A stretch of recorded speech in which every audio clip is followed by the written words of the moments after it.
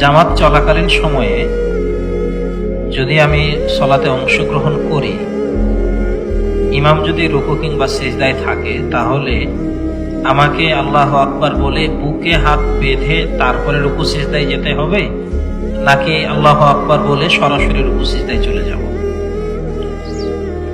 গুরুত্বপূর্ণ জিজ্ঞাসার মধ্যে এটি একটা গুরুত্বপূর্ণ জিজ্ঞাসা।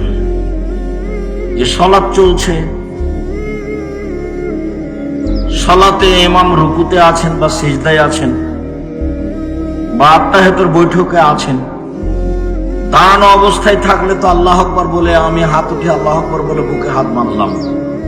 কিন্তু ইমাম যদি রুকু বা সিজদা বা সালাম বা আত্তাহিয়াতের বৈঠকে থাকে, তাহলে আমার অংশগ্রহণ করাটা কেমন হবে?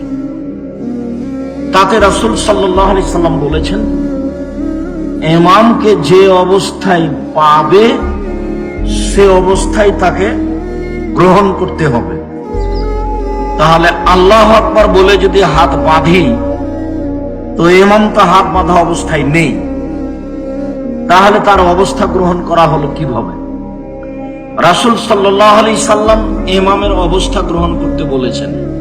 তো যেহেতু আল্লাহু আকবার বলা ছাড়া সালাতের ভিতরে ঢোকা যাবে না, তাহরিমু তাকবীর, আল্লাহু আকবার বললে সবকিছু হারাম হয়, আর তাহলিলু তাসলিম, আর সালাম বললে হালাল যাতা হালাল হয়। মানে সালাতের মধ্যে ঢোকার পদ্ধতি হলো আল্লাহু আকবার, আর সালাত থেকে বের হওয়ার পদ্ধতি হলো সালাম। তো আমাকে সালাতের মধ্যে ঢুকেই ইমামের অবস্থা গ্রহণ করতে হবে, অতএব বুকে হাত বাঁধতে হবে না, আল্লাহু আকবার বলে ইমামের অবস্থা গ্রহণ করতে হবে।